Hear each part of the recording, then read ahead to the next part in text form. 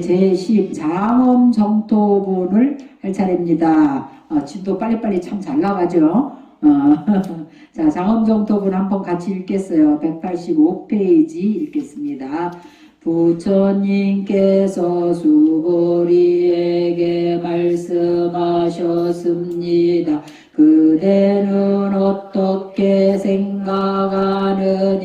열애가 옛적에 연등불 계시던 저소에서 법을 얻은 바가 있느냐. 없습니다. 세존이시여 열애께서 연등불 계시 저소에서 실로 법을 얻은 바가 없습니다. 수보리여 그대는 어떻게 생각하느냐. 보살이 불국토를 장엄하느냐. 아닙니다. 세존이시여 왜냐하면 불국토를 장엄하는 것은 곧 장엄이 아니라 그 이름이 장엄이기 때문입니다. 그러므로 수보리여 모든 보살 마살은 응당 이와 같이 정정한 마음을 내되 세게 머물러 마음을 내지 말며 소리와 향기와 맛과 감촉과 법에 머물러 마음을 내지 말지니 마땅히 머무는 바 없이 그 마음을 낼지니라. 수보리여 비유건대 어떤 사람의 몸이 숨이 산악만하다면 그대는 어떻게 생각하느냐. 이 몸이 크다고 하겠느냐. 수보리가 대답하였습니다. 매우 큽니다. 세존이시여 왜냐하면 부처님께서 몸이 아닌 것을 이름하여 큰 몸이라고 말씀하셨기 때문입니다. 자, 장엄정토분이다 그랬어요. 깨달음의 약속, 성문 사과의 단계, 이런 단계는 다만 그렇게 이름하여 부를 뿐입니다. 깨달음의 길에서 수다원, 사다함, 아나함, 아라한이라는 단계가 고정되어 있지 않으며 모든 법에는 그 본질을 규정할 만한 어떤 실체도 없습니다. 그런데 수보리는 그 깨달음, 그 가르침을 듣고 문득 또 다른 의심이 일었습니다. 부처님은 그러면 과거 세에 연등 부처님을 뵙고 부처가 되리라는 수기를 받으셨는데 그렇다면 그때 연등 부처님으로부터 어떤 법을 받아 지니신 게 아닌가. 그러자 부처님은 수보리에게 바로 그 문제를 질문하고 수보리는 자신이 또 법이라는 상을 지었다는 것을 깨달았습니다. 부처님께서 수보리에게 말씀하셨습니다. 그대는 어떻게 생각하느냐. 열애가 옛적에 연등불을 계시던 저소에서 법을 얻은 바가 있다고 생각하느냐 하니까 수보리가 없습니다. 세존이시여 열애께서 연등불 계시던 저소에서 실로 그 저소에서 얻은 바 법이 없습니다. 연등불의 수기는 서가모니 부처님 전생담에 누구였냐면 선해라는 이름을 가진 수행자예요. 수행자 이야기가 나옵니다. 선해 행자는 연등 부처님이 지나가는 길이 흙탕길인 것을 보고는 입고 있던 옷을 벗어서 깔고 그것으로도 부족하자 진흙탕에 몸을 엎드려 머리를 풀어서 진흙을 덮었습니다. 그리고 부처님이 자신의 몸을 밟고 지나가기를 서원합니다. 연등 부처님은 이런 선의 행자의 모습에서 지극한 신심과 법을 구하는 간절함을 읽고 그 자리에서 수기를 내리셨어요. 그대의 보리심은 참으로 갸륵하구나. 이같이 지극한 정성으로 수행정진을 하면 그대는 후세에 기필코 부처가 되리니 그 이름이 석가모니라고 하리라. 장래에 석가모니라는 이름으로 부처가 되리라고 이제 수기를 주신 거예요. 그대의 보리심은 선의 행자는 부처님께 자기 모든 것을 다 공양을 올랐다. 이 말이에요. 공양을 했습니다. 가지고 있던 돈을 남김없이 털어서 꽃을 사서 공양을 했고, 입고 있던 옷을 벗어서 진흙탕에 깔고 머리카락을 풀고 온몸을 던졌습니다. 재물이든 지이든 육신이든 가치관이든 자기가 가진 모든 것을 부처님께 공양 올린 것입니다. 이것은 나로 삼을 만한 것은 무엇이든 다 내려놓았다는 뜻입니다. 그렇게 일체를 놓아버렸기 때문에 선행자는 부처님께 수기를 받을 수가 있었습니다. 이렇게 수기란 어떤 법을 받아 움켜쥐는 것이 아니라 움켜쥐고 있는 모든 것을 어떻게 한다? 내려놓는 것이다. 내려놓음으로써 부처를 이룰 수 있다는 깨달음의 약속입니다. 우리가 성불을 하려면 모든 것을 다 내려놓을 수 있어야 성불할 수 있다는 거예요. 선의 행자는 연등 부처님으로부터 무언가 받은 것이 아니라 깨달음을 얻겠다고 한 마음을 일으키고 일체를 버림으로써 성불의 수기를 받은 것입니다. 그래서 여기서 선의 행자의 전생담을 통해서 우리가 모든 것을 내려놓음으로써 장래에 성불할 수 있다는 그런 교훈을 얻을 수가 있죠. 자, 이것이 불교란에 했어요. 수고리여, 그대는 어떻게 생각하느냐? 보살이 불국토를 장엄하느냐? 아닙니다. 세존이시여. 왜냐하면 불국토를 장엄하는 것은 곧 장엄이 아니라 이름이 장엄이기 때문입니다. 자, 수고리는 다시 궁금해집니다.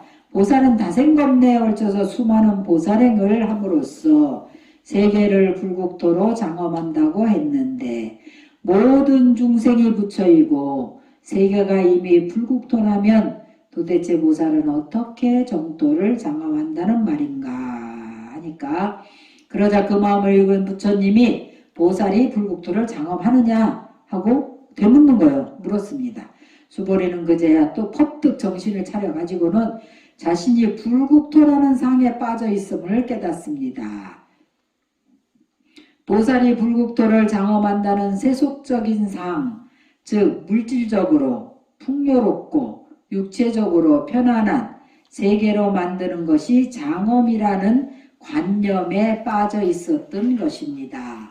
그렇다면 참된 장엄은 무엇일까요? 참된 장엄은 무엇일까? 중생 스스로 편견과 업장을 버리고 번뇌를 소멸해서 주인인 자신이 번뇌에 쓰이지 않고 끄달리지 않고 주인공이 되는 그 자리를 되찾는 것입니다. 우리는 사실 말은 이렇게 쉽게 하지만 항상 편견에 색안경을 쓰고 있죠. 그래서 내 생각에는 어떻고 내가 보기에는 어떻고. 그래서 제가 옹창근 스님 모시고 대만에서 수행할 때 당신 뭐 얘기하시면 큰 스님 제 생각에는요, 제 생각에 그러니까 큰 스님 깜짝 놀라고 너 깨달았냐? 이렇게 물어보시는 거예요. 너 깨달았냐? 이렇게 물어보시더라고. 나 깜짝 놀라고, 내 생각에 제 생각이 얘기하는데 왜 깨달은 거하고, 네가 깨달았어야 내 생각이 나와야지. 깨닫지도 못했는데. 승가는 부처님 경률론 3장의 말씀을 증명하는 존재가 승가라는 거예요. 스님들. 그러니까 무슨 얘기를 할 때는 부처님 경전에서는 무슨 말씀을 하셨고, 율장에서 뭐라고 말씀하셨고, 논장, 중론에서 뭐라고 말씀하셨습니다. 이렇게 근거를 대야지. 네가 깨달았냐? 내 생각이라니. 왜 입만 벌리면 내 생각을 얘기하느냐고. 그러면서 얼마나 뭐라 꾸짖으시든지 네가 출가한 지 10년이 넘었다면서 경륜론 3장에 그런 그 교리 체계가 하나도 안 서 있어가지고 입만 열면 내 생각을 얘기하고 그동안 뭘 공부했느냐고. 얼마나 뭐라고 하시는, 난 지금도 그때 그 부끄러웠던 생각이 지금도 너무너무 생생해요. 그 선지식들은 한번 혼내킬 때는 아주 그야말로 홍구멍을 내버려, 홍구멍을. 그래갖고 다시는 얼굴을 그 실수를 다시는 못하게. 그래갖고 얼마나 부끄러운지 땅속에 있으면 그냥 무덤 파고 들어앉았으면 좋겠더라. 너무 창피하고 부끄러워가지고. 그렇게 뭐라고 혼내켜져갖고 그 다음부터 제가 공부 열심히 했어요. 경전도 열심히 보고. 그래서 입만 열면은 뭐 능언경에서 뭐라고 했고 금강경에서 뭐라고 했고 원광경에서 뭐라고 했다고 막 이랬더니 우리 이제 그래갖고 한국에 와갖고 우리 도반 스님들한테 입만 열면은 뭐 원광경에서 어쩌고 그러니까 또 문자 쓴다고 또 나보고 느끼하다고 뭐라고 했어. 문자 쓰는 게 아니라 나는 그렇게 배웠어. 그래 경륜론 3장에 근거해서 우리는 입만 열면 내 생각을 얘기하자 이제. 내 생각을 얘기하면 안 된다. 그게 편견이다 이 말이야 사실은. 내가 깨달지 못했잖아. 모든 생각이 원만하지 않은데. 그래서 내 생편견과 입장을 버리고 번뇌를 소멸해서 주인공의 자리를 되찾는 그것이 참된 장엄이다. 사람들 모두의 마음이 편안하고 서로 사랑하며 돕고 사는 세상이야말로 그것이 바로 불국토라는 거예요. 사람들은 모두 제 나름대로 소신이라고 믿는 각자의 편견으로 세상을 봅니다. 그리고 그 편견의 눈에 비친 세상의 모습을 어떻게? 끊임없이 분별을 한다 이 말이야. 끊임없이 분별하면서 번뇌를 일으키고 아주 괴로워 죽어요. 죽어 아주. 혼자 괴로워 죽어. 그렇게 불자들이 혼자 괴로워 죽는다는 거는 그게 수행이 되는 거예요? 공부가 되는 거예요? 안 되는 거예요? 공부가 전혀 안 되고 있다는 뜻입니다. 뭐가 그렇게 괴로운데? 중생을 위해서 괴로워합니까? 그래서 내가 우리 스님들 눈물 흘리는 거 아주 딱질세게. 왜 눈물을 흘리는데?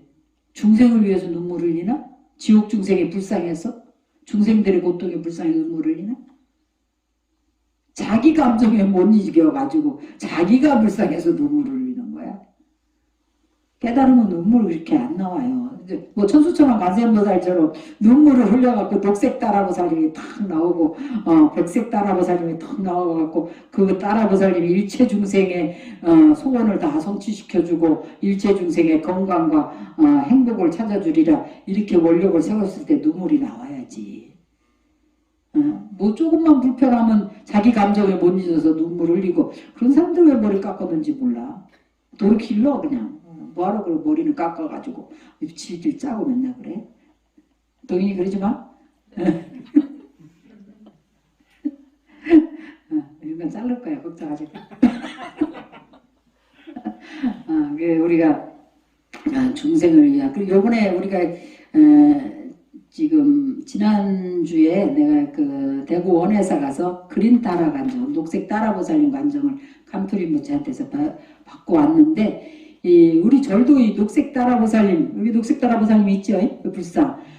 굉장히 영험을 많이 보이셨어요. 그리고, 아주 꼭 집어서 영험을 보이셔서, 여러분들 잘 아는 이야기지만, 우리 아버님이 하도 내가 출가했다고 불법을, 부처님을 비방하고, 얼마나 하면, 머리가 순간 반백이 되셨어. 너무너무 괴로워하시고, 그래가지고, 너무 부처님을 비방해서, 이 아비지옥은 따놓은다, 항상이라. 그래서 우리 아버님을 어떻게 하면은 불법을 믿게 해드릴까 해가지고 이제 대만을 모시고 왔잖아요. 그때 이제 대만을 모시고 가기 전에 그린 따라보살님한테 간절히 기도했어요. 엄달에 두달에 두래서 엄달에 두달 우리 아버님 좀 신심발심하게 해주십시오. 이래 했더니 공항에서 딱 그 대만 공항에 내렸는데 그래갖고 이제 자조찬 그 뷔페 식당에 들어갔는데 거기 밥을 이제 맛있게 먹고 거기 사장님이 갑자기 금일 휴업해가지고 우리를 다 모시겠다는 거야. 그러니까 사람들이 다 놀래서 왜 음식 장사가 금일 휴업을 하느냐고 이러면서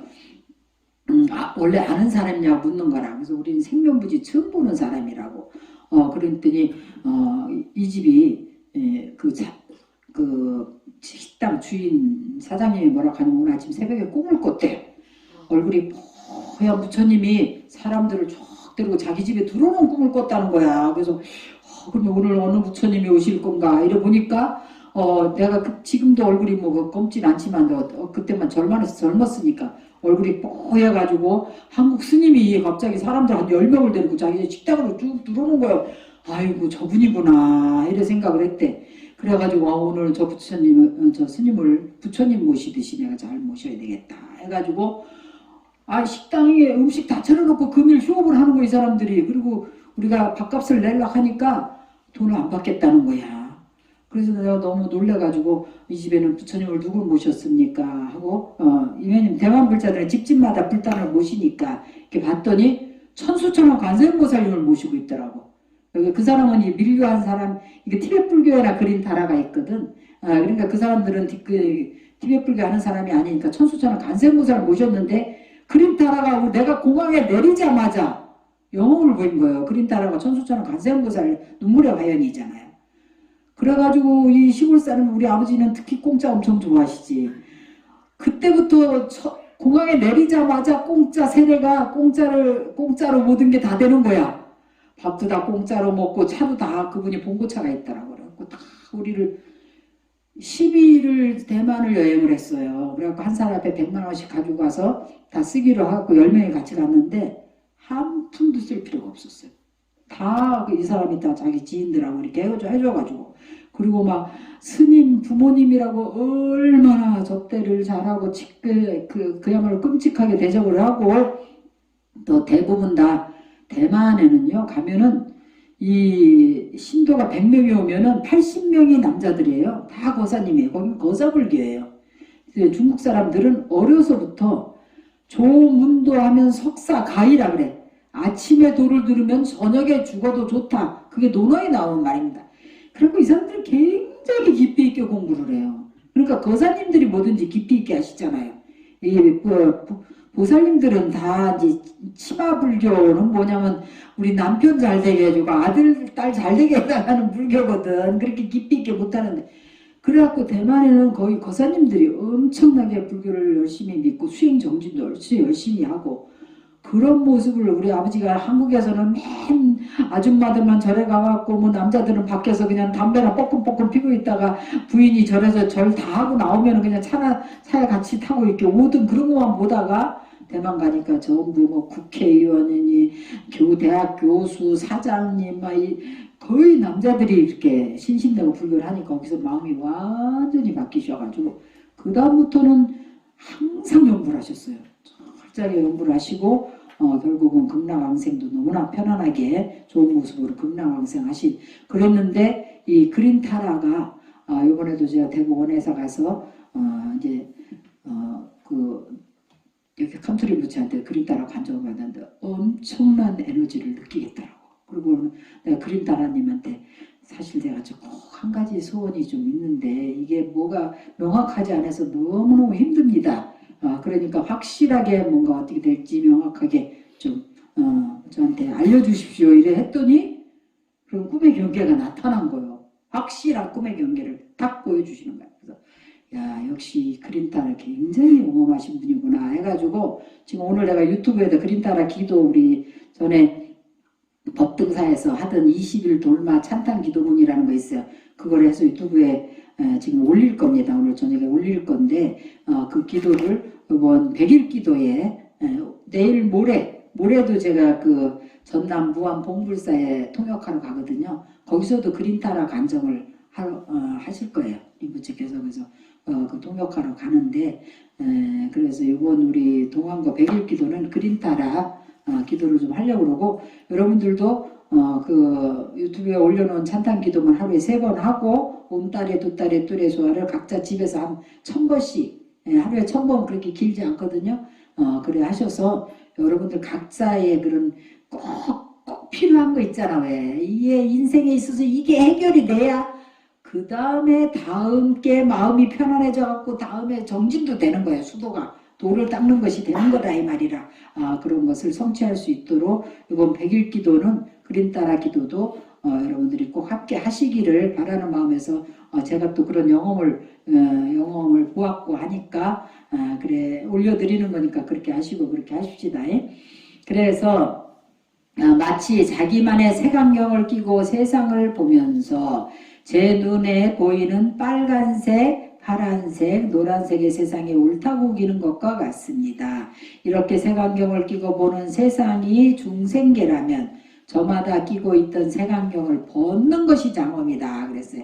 그러니까 색안경을 벗는 것이 장엄이고 모두가 있는 그대로 실상을 보게 되는 세상이 불국토입니다. 오래전 일입니다. 미국 여행 중에 하루는 뭘 곳에 찾아 어떤 절을 갔는데 노스님 한 분이 저를 맞이하셨습니다. 지금 주인장은 출타 중이고 나도 객승이네. 그러면서 노스님은 당신이 하루라도 먼저 왔으니 나를 대접하겠다며 손수 비빔밥을 만들어 주셨습니다. 저녁 공양을 잘 얻어먹고 앉아서 이런저런 이야기가 시작되었습니다. 그 시절 저는 한국 불교에 불만이 많았습니다. 그래서 마치 한국 불교가 잘못된 책임이 그 노스님에게 있다는 듯이 격앙된 목소리로 불만을 늘어놓기 시작했어요. 불교가 이래서야 되겠느냐? 세상이 이렇게 돌아가는데 스님들은 도대체 뭐하고 있는 거냐? 이것도 문제고 저것도 문제다. 이것도 고쳐야 하고 저것도 고쳐야 한다고 온갖 불평을 늘어놓았습니다. 그렇게 2시간이 넘도록 듣고만 있던 노스님이 마침내 조용한 목소리로 입을 열었습니다. 여보게, 어떤 사람이 말이야 논두렁에 앉아서 그 마음을 청정히 하면 그 사람이 중이고 그 논두렁이 절이라네. 이것이 불교야. 그 말씀을 듣는 순간 정신이 번쩍 들었습니다. 마음이 깨끗한 자가 스님이고, 그래서 우리가 청정심이 도다. 아무리 자기가 잘난 것 같아도 다른 사람의 청정한 마음을 흔들어서 헷갈리게 하는 건 도가 아니다. 번뇌롭게 하는 건 도가 아니다.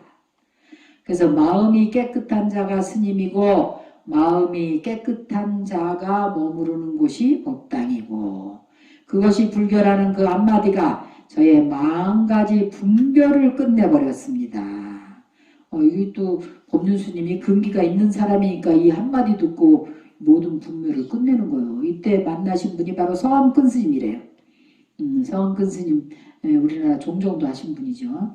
그래서 저는 머리 깎고 먹물옷 입은 사람이 스님인 줄 알고 불상을 모신 기와집이 법당인 줄 알고 그런 게 불교라고만 생각하고 있었던 겁니다.